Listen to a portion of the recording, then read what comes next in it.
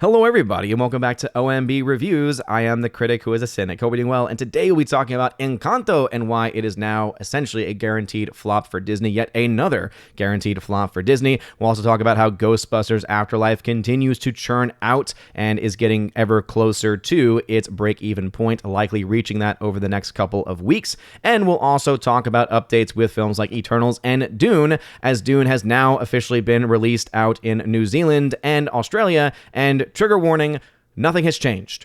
Just as I said was likely going to be the case, nothing has changed. The film is still set to be a financial failure. Yes, it still has a sequel, and I'm happy it has a sequel because despite what some people try and say in my comment section, I actually liked very much Denis Villeneuve's Dune. I had some issues with the story in comparison to the book, just like anyone who's ever read a book and seen an adaptation of that book in either a TV show or in a movie will also usually have issues with it. But other than that, I thought it was a pretty solid film nonetheless. That all being said, the film is making what it's making, and at this point, it is hard, if not impossible, to point to any metric that this film is financially successful at the box office, especially since it opened to $3 million in Australia, because as I've been saying for a while, for anyone who's been using that as a metric, Australia is already not known for giving a lot of money to movies in general, let alone the fact that you're dealing with crazy lockdowns, crazy camps, essentially, for the unvaccinated, amongst others, over there. And I imagine that a lot of people then probably don't have going to the movies on their mind. So before we go any further into this or anything else as well associated to the box office, please make sure you smash that like button, light that fire button if you're watching over on Odyssey, and smash the rumble button. It really does mean a lot. So let's go ahead and dive into this. And starting off with Encanto, $12.7 million right now at the end of its 2 weeks, bringing its grand total domestic to $57.9 million, which is abysmal. It is one of the worst releases I think we have ever seen from Disney, because this is probably not even going to get anywhere close to $100 million in the domestic market. This film essentially would have to double the amount of money it's made so far by the end of its run just to be able to reach the $100 million mark in the domestic marketplace. And so that is just not likely going to happen based on what we've been seeing, especially with its weekday performances. It just has not been performing very strong. Clearly, audiences are not coming out to see this film. Families, especially with kids, not coming out to see this film, and a lot of people can try and blame the pandemic until they're blue in the face. But then you also have films like Christmas with the Chosen coming out, which is a Fathom event, which is a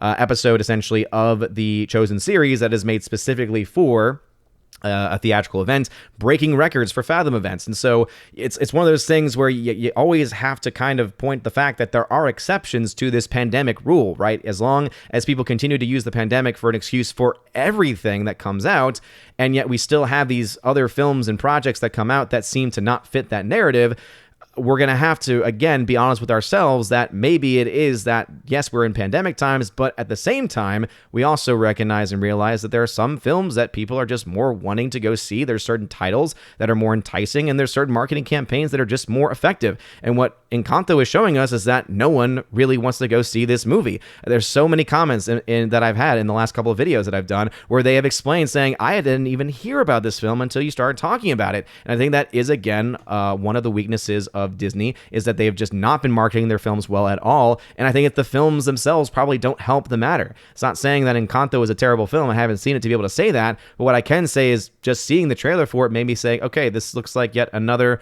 random generic film from Disney with the same type of animation style where they're spending $120 to $150 million on wasting their money, in my opinion, where you have, again, comparisons to other animated films from other studios costing so much less money, focusing more on story, and ending up with really great releases. I've been thinking especially about a film that came out a couple years ago called Klaus, which cost $40 million to make as an animated film, and a lot of that used some traditional animated features as well. And I think that the fact that you're spending less on that and obviously spending more time on story and trying to tell a story that people actually want to watch, very, in comparison to a place like Disney, which is more, seemingly more focused on putting as much money into effects, which don't, again, always necessarily result in people wanting to go see them because effects are only part of the equation.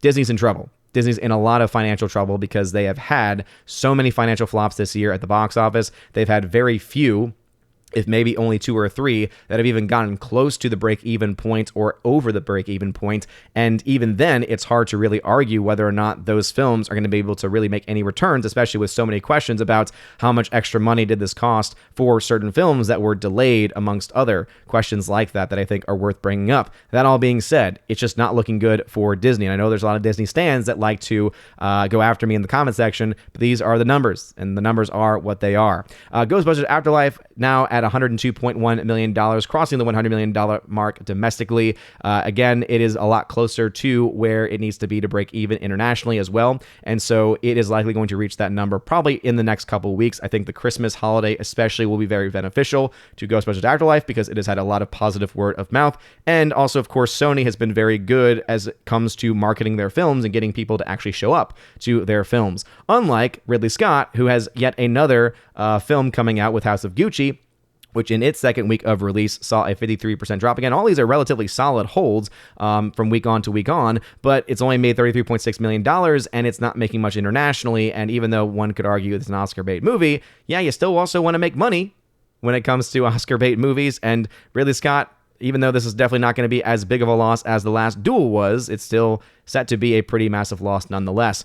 Christmas with the Chosen of Fathom Events, again, breaking records for Fathom Events, $4.8 million for the weekend, but $9 million total. So definitely a very impressive feat for that film. And again, even though it is a special event, limited screens, limited showtimes, the fact that it's made that much money shows that people of faith are especially willing to show up to films that honor that faith. Who would have thunk that you have a massive audience there? Maybe Hollywood or some independent filmmakers could start to actually make some pretty good, wholesome stories again. Maybe people would actually show up for them. Eternals from Disney, $3.9 million, so a solid hold, 50%. 5 weeks out, but not anywhere close to other films that have come out of the MCU this year, like Black Widow or Shang-Chi. Probably won't even get close to passing that of Black Widow, especially not getting anywhere close to Shang-Chi. And even though the film has done better internationally than both of those films, it is still very much set to be yet another financial failure for them. Resident Evil Welcome to Raccoon City is pretty much so far the only Sony film, or one of the only Sony films to be released that is going to be a financial failure. However, one could easily look to how much money they have made from Venom 2 to be able to kind of erase any loss that they have here. So there, again, based on the first 2 weeks of release, it is not looking good for this film to make its money back. It did not have to make a lot worldwide to make its money back.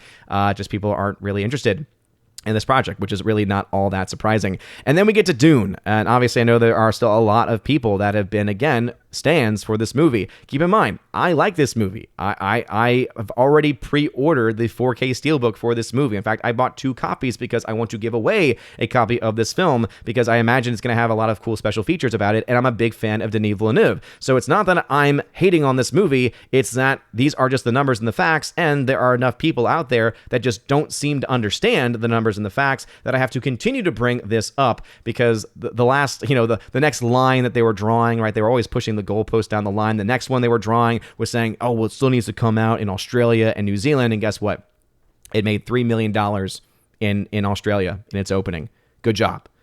Good job. And so it's going to see losses because, again, opening weekend is always going to be the strongest. And Australia is already and continuing going to deal with their crazy lockdown situation and their police state, essentially, that they are now living under in this way. And it's not likely going to be any help whatsoever to Dune, which, even though it's crossed $100 million here domestically, is just not going to get close to its break-even number, even when you look to the international marketplace. It could make that money up through HBO Max subscriptions, which we don't have access to. But again, we don't have access to those. And so there, it's a non-starter. It really is not a point at this. So when we just look at the actual raw box office numbers, based on what we have, based on the returns, the film is a financial loss, is a financial flop. It's been greenlit for a sequel, and I'm very excited to see what Denis Villeneuve is going to be able to do with that. And we have an idea that's going to come out probably somewhere close in 2023.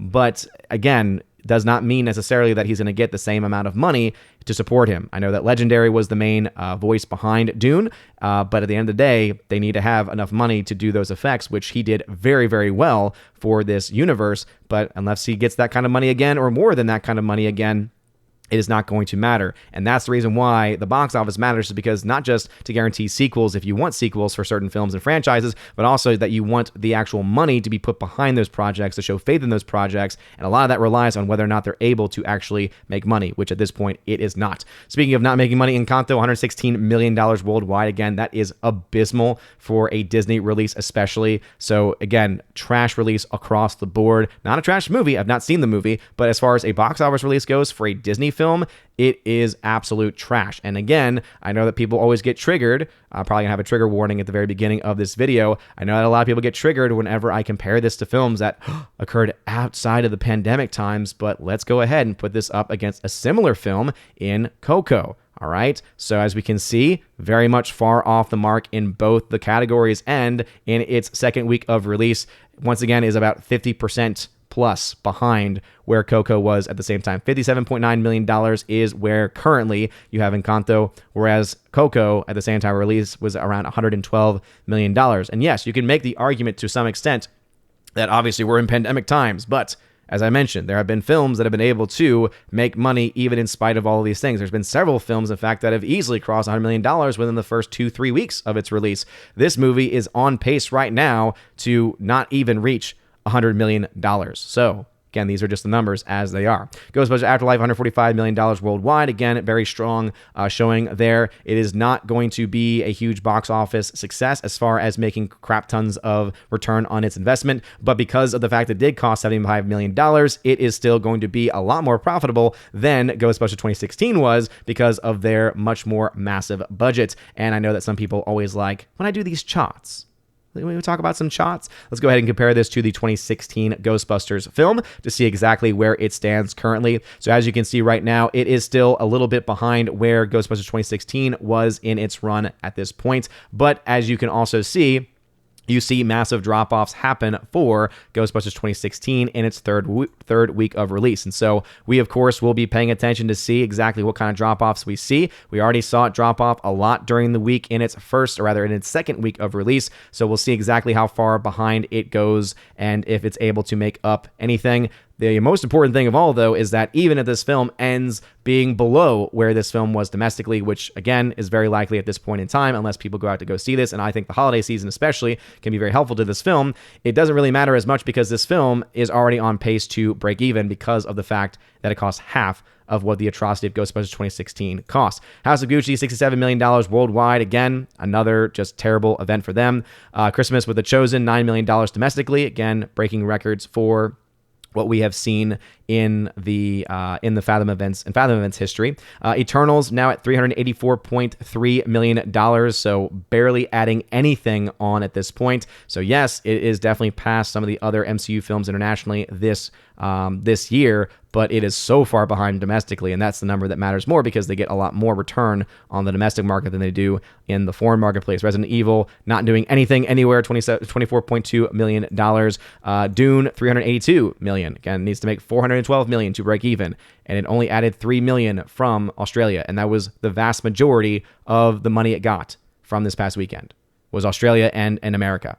So again, there is not money to be had for this film, and I know that it hurts your feelings to sometimes hear the facts, but it's not going to make money. And Venom 2, though, however, continues to be incredibly successful, adding a lot more on than I think a lot of people expected. $483 million now worldwide for that film, and that film is now well over $100 million in net profit. And speaking of that, let's go ahead and talk about some of these films. So as we talked about, Resident Evil is now in its second week of release, which means right now the film is projected to lose anywhere between $39 and $30 million. And so this is the biggest loss that Disney has really had so far. Again, just in my basic memory, I'll do full breakdowns of the studios and how well or not well they did this year when we get closer to the end of the year. But this is pretty much one of the only financial flops that Sony has had so far, and $30 million or so as a financial loss likely going to be the case as it's not making money anywhere. House of Gucci is expected to lose between $54 and $31 million million.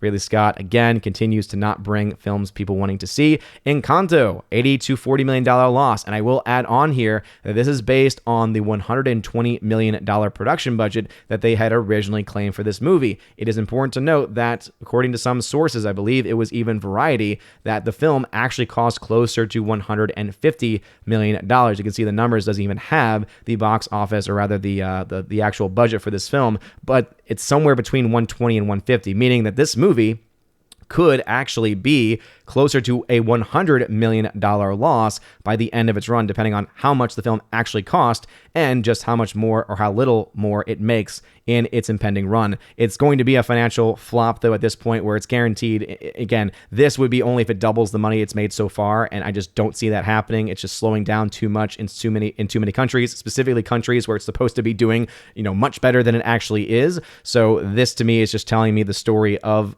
this film just not being in the cards, and likely will be over a $50 million loss for Disney. Yet another major loss for Disney. Ghostbusters Afterlife, again, my original projections were between losing $13 million and making $26. Right now, it's at negative $25 million, and so in the next couple of weeks, I suspect that this will get very close to getting somewhere between $26 and $6 million by the end of the run. So again, not doing nearly as strong as I wish that it was, but it's in a very good position to make its money back, especially with the holiday season coming up and people still very much being fond of that franchise. King Richard, which was the HBO Max release, $62 million loss, right? It's just not looking good for that film.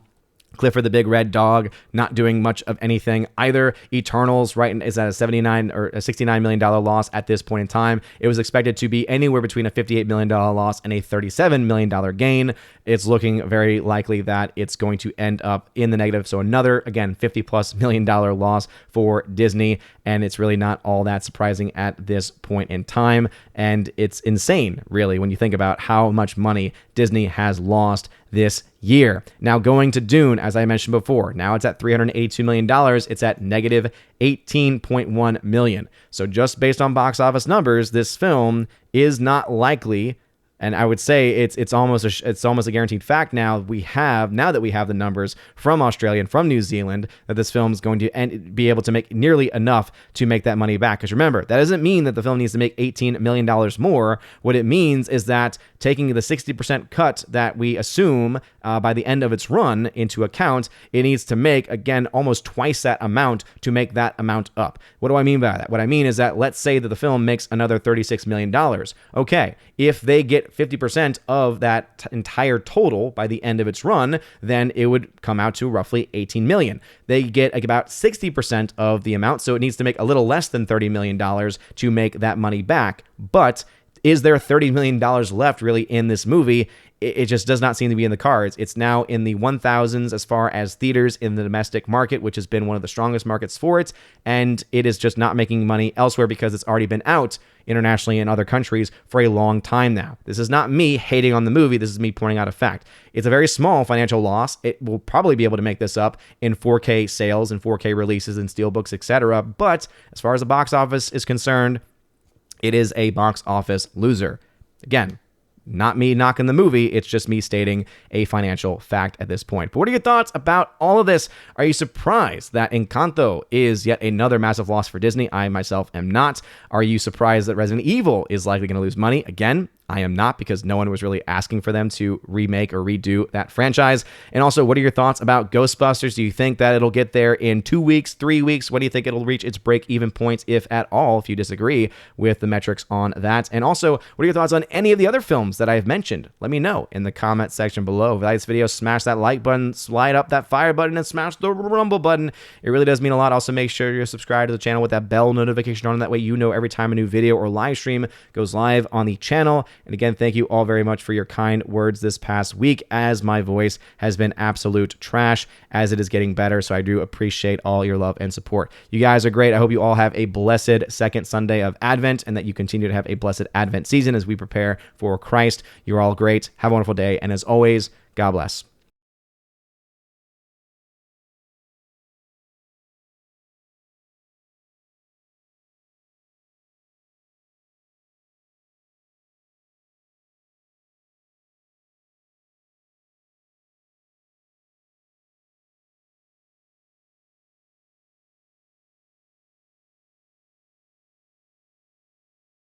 And now for a huge shout out to all of my December Patreon Subscribe Star and Locals members. Animation commentator Brandon, Brian P., Christopher Bowman, Dolores Ed, Dion, Father Christopher Miller, Hail to You Father, Father Damian Cook, Garrett Searles, Hannibal Grimm, Harold Francis, Inflamed Wood, Jacob Juice, Jeff Toon, Joe Horn, Jonathan Carney, Gomer Kyles 79, Laura, The Modern Major General's Story, Mike Jackson ×4, Mitch Dunaway, Mad Mitch Dunaway, Mr. Peabody, Mondo Spieler, On to June, Orange Chat Reviews, Out of Step with Reality, Priscilla Hall, Rosetta Ullen, Stan Andrian, Teresa Martin, Theodore Bendon, and Tina Bojan, and of course, the Empress of the Universe, Tina B. Thank you very much for being my Patreon members. And for my Subscribe Star members, UAB Mad Dog, Mike Jackson, Storm Tracker, The R, Fast Reaction, Nosferatu Gatsu, Stan 4, John B., Mr. Roy, Glinzer, J. Alex McCarthy Jr., Dean Heiss / the new number 2, J-Rod, the Beer Guru, and ZK-Man. Thank you very much for supporting me on Subscribestar. And to my 4 members over on Locals.com, Kara Tharp, UAB Mad Dog, once again, Mike Jackson, Bifford a Hobbit, and Robert Barnes. Thank you for supporting me on Locals, and if you want to have your name shouted out at the end of every video and live stream, check out the top link in the video description below. It's called Willow, or w.lo, Willow link. It'll bring you to all of my social media platforms and also to all of the various other locations that you can support the channel. You can get access to things like giveaways, where I do giveaways of 4K films, 4K steelbooks, digital codes, all kinds of stuff every single month. Also, there's a level where you get access to all of that, plus an exclusive podcast that I do with John the Flick Pick Flickinger, where you also get to ask questions that we will answer on every episode of the podcast. And at the final level, you also have the ability, the Chosen of Valhalla level, you have the ability to have all of that, plus in your first month, get a free t-shirt of your choice, any color, sent anywhere in the world, and also you get to be featured once a month on the Chosen of Valhalla live stream featured on the main channel. So if any of that sounds interesting to you, check out the link in the description. You're all amazing and beautiful people. I hope you all have a wonderful rest of your day, and as always, God bless.